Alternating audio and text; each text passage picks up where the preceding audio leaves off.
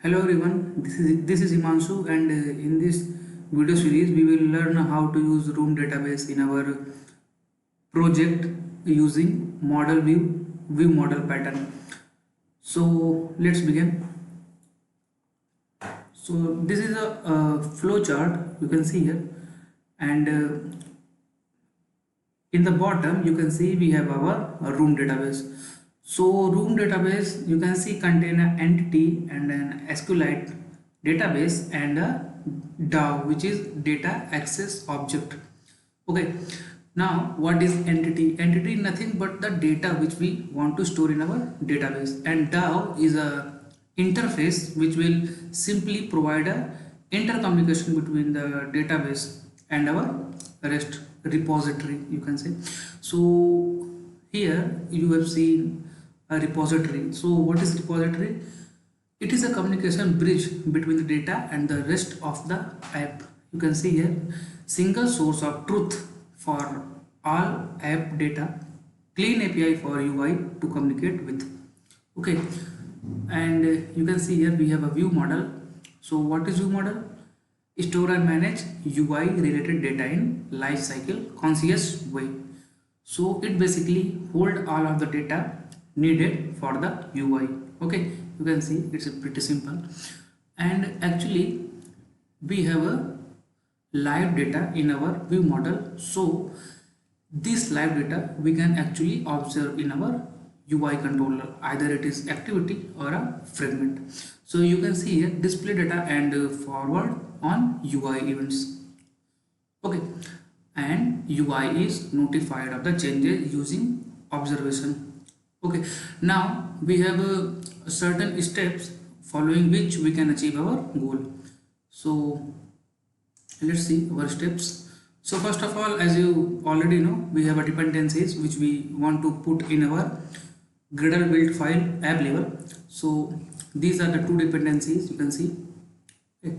Now step 2 is our entity. So we have to create an entity class because our data is an entity. Okay, so if we didn't create this class, then no data, actually we have no data and no database required to save this data. So that's why we need an entity.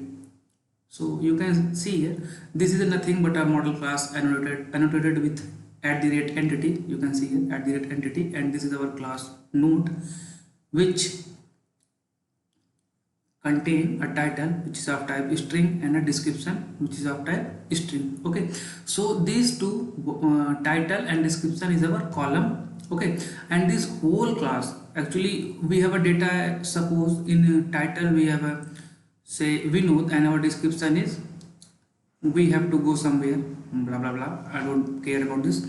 So these two actually the data in our title and description. So title and description column will contain the data which we told before, and this whole entity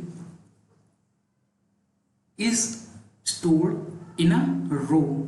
So you know about matrices, row and column. So it's pretty simple.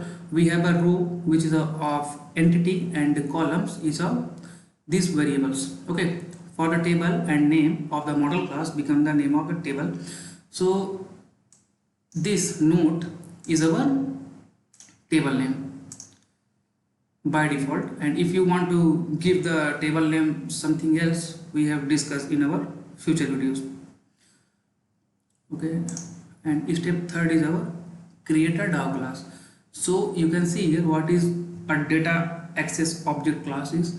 This is an interface which acts is an intermediary between the user and the database. Okay, you can see here this is an interface which intercommunicate with our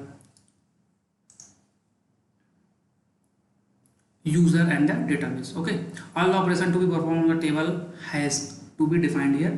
Okay, you have to perform, suppose insert, delete, whatever.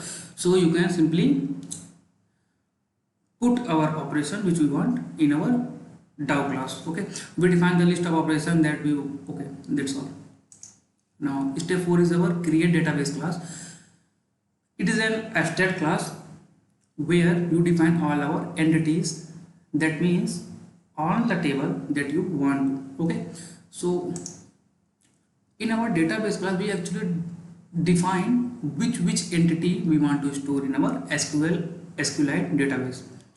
So suppose we have a student type class and we have a teacher type class, so these two are different entities. So in our database we actually mention that we have to store these two classes, student and teacher, in our SQLite database. So we have to mention these two classes in our database abstract class.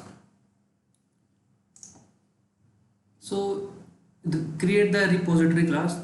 You can know what is repository, no need to worry about this all the stuffs. Okay, so that's all for this video. It's an introduction about what is room database and the components which we are going to use in order to create a room database. Okay, so we will meet in a next video where we build our environment in which we want to put our Gradle build app level implementation and just a simple layout steps.